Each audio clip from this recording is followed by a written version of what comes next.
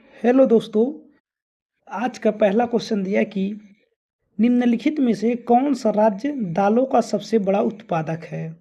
तो दालों का सबसे बड़ा उत्पादक राज्य जो है ये मध्य प्रदेश है। इसका विकल्प नंबर बी जो है राइट आंसर हो जाएगा।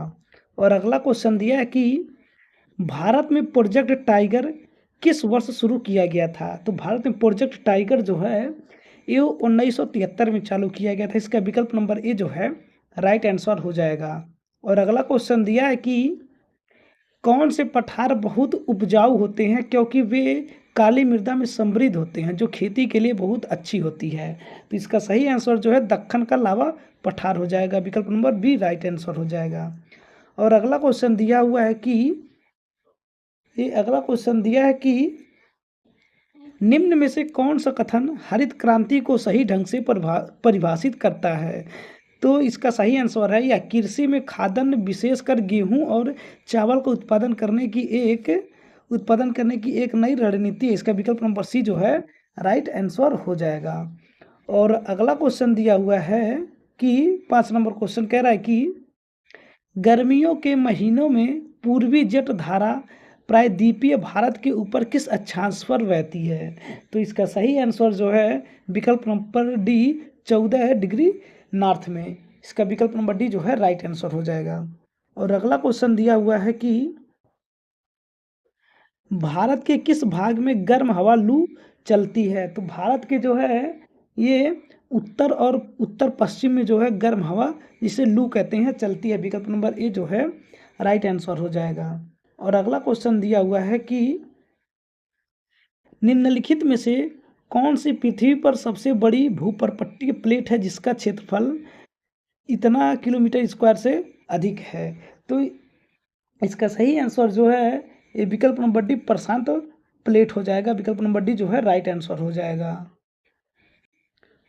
दोस्त अगर वीडियो अच्छा लग रहा है तो आप लोग वीडियो को लाइक करते रहें और अपने दोस्तों के पास शेयर करते रहें क्योंकि ये एसएससी के एग्ज़ाम के लिए या तो कोई भी कॉम्पिटिटिव एग्ज़ाम है वनडे का उनमें सभी में काम आएगा। जियोग्राफी का ये जो क्वेश्चन है यानी कि भूगोल का क्वेश्चन है जो कि प्रीवियस ईयर है। तो अगला क्वेश्चन है कि गर्मियों में उत्तर भारत में बहने वाली गर्म स्थानीय हवा क्या कहलाती है। तो गर्मियों में उत्तर भारत में बहने वाली गर्म स्थानीय हवा को जो है हम लू कहते हैं। इसका विकल्प नंबर सी जो है राइट आंसर हो जाएगा। और अगला क्वेश्चन दिया हुआ है कि किसी स्थान की जलवायु निम्नलिखित में से किसके द्वारा प्रभावित नहीं होती है। तो किसी स्थान की जलवायु जो है ये मिट्टी के प्रकार पर निर्भर नहीं करती है क्योंकि उसके द्वारा प्रभावित नहीं होते, लेकिन समुद्र से दूरी, स्थान व उच्चावच के द्वारा प्रभावित हो जाती है, लेकिन मिट्टी के प्रकार के द्वारा प्रभावित नहीं होती है। और अगला क्वेश्चन दिया है कि निम्नलिखित में से कौन सा स्थान भौगोलिक रूप से श्रीलंका के समीप है। तो ये जो केवल कराईकल जो है यही श्रीलंका के समीप स्थित है। तो इसका विकल्प नंबर ए जो है राइट आंसर हो जाएगा। और अगला क्वेश्चन दिया हुआ है 11 नंबर की निम्नलिखित में से कौन भारत और पाकिस्तान के बीच सीमा पर नदी है।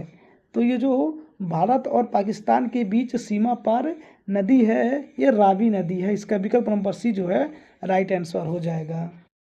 और अगला क्वेश्चन दिया हुआ है कि भारत की कौन सी भौतिक विशेषता मध्य एशिया से आने वाली ठंडी हवाओं को भारतीय उपमहाद्वीप में प्रवेश करने से रोकती है। तो इसका सही आंसर जो है हिमालय हो जाएगा। विकल्प नंबर सी जो है राइट आंसर हो जाएगा। और अगला क्वेश्चन दिया हुआ है कि निम्नलिखित में से किस राज्य में भौगोलिक परिस्थितियों के कारण रेल परिवहन का विकास कम हुआ है, यानी कि किस राज्य में। तो इसका सही आंसर जो हो जाएगा सिक्किम। विकल्प नंबर ए जो है राइट आंसर हो जाएगा। और अगला क्वेश्चन दिया हुआ है कि 2021 की स्थिति के अनुसार लगभग 70 लाख किलोमीटर स्क्वायर के क्षेत्रफल के साथ दुनिया का सबसे बड़ा जल निकासी बेसिन कौन सा है। तो इसका सही आंसर जो हो जाएगा ये अमेजन बेसिन है। विकल्प नंबर ए जो है राइट आंसर हो जाएगा। और अगला क्वेश्चन दिया हुआ है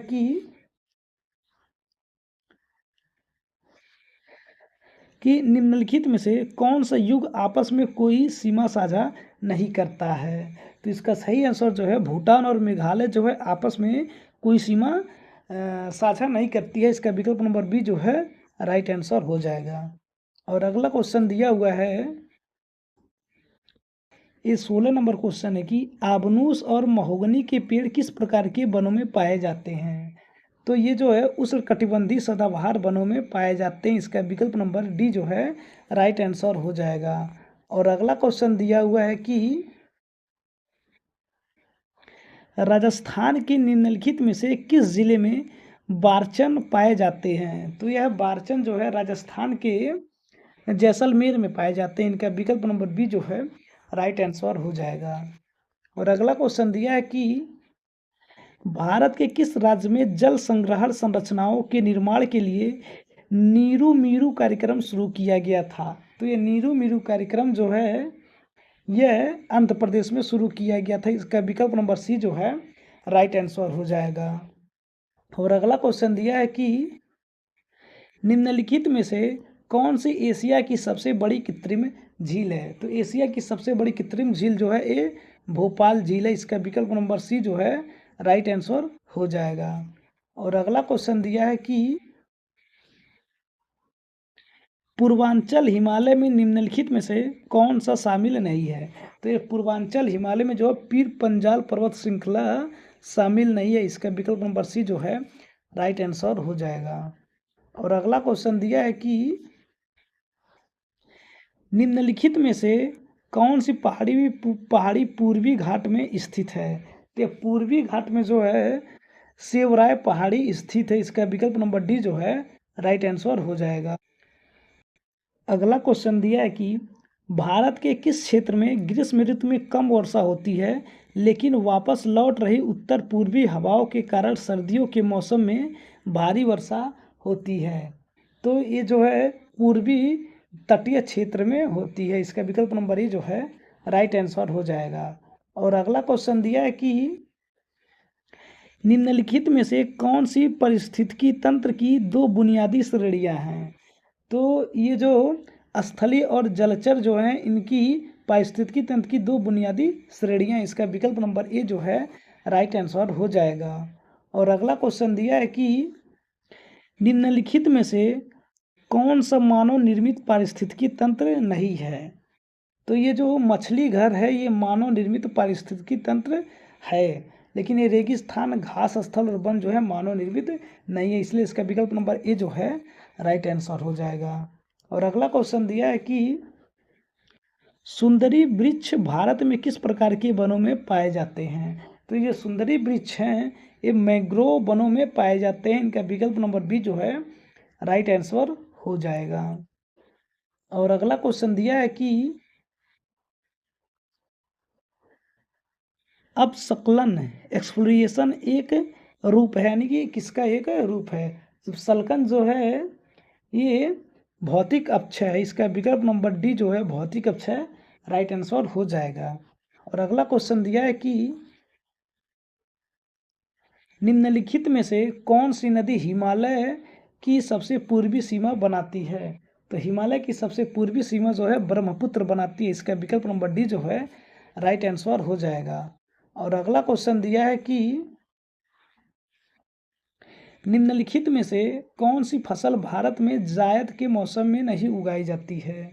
तो इसका सही आंसर जो है चावल जायद के मौसम में नहीं उगाई जाती है। विकल्प नंबर ए जो है राइट आंसर हो जाएगा। अगला क्वेश्चन दिया है कि निम्नलिखित में से कौन सी पहाड़ी पूर्वी घाट में स्थित है। तो ये जो है सेवराय पहाड़ी जो है पूर्वी घाट में स्थित है। इसका विकल्प नंबर बी जो है राइट आंसर हो जाएगा। और अगला क्वेश्चन दिया है कि ऑस्ट्रेलिया में उष्णकटिबंधीय चक्रवातों को किस रूप में जाना जाता है। तो ऑस्ट्रेलिया में जो उष्णकटिबंधीय चक्रवातों को जो है ये बिली बिली के नाम से जाना जाता है। इसका विकल्प नंबर ए जो है राइट आंसर हो जाएगा। और अगला क्वेश्चन दिया है कि निम्नलिखित में से कौन सी प्रायद्वीपीय नदी अरब सागर में गिरती है। तो अरब सागर में जो है ये साबरमती नदी गिरती है। इसका विकल्प नंबर बी जो है राइट आंसर हो जाएगा। और अगला क्वेश्चन दिया है कि हरित क्रांति का महत्वपूर्ण नकारात्मक पर्यावरणीय प्रभाव क्या था। तो हरित क्रांति का महत्वपूर्ण नकारात्मक पर्यावरणीय प्रभाव जो है ये मृदा क्षरण था। इसका विकल्प नंबर ए जो है राइट आंसर हो जाएगा। और अगला क्वेश्चन दिया है कि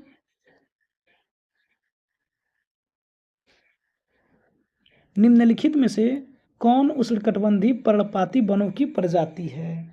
तो ये सागौन जो है उष्णकटिबंधीय पर्णपाती वनों की प्रजाति है।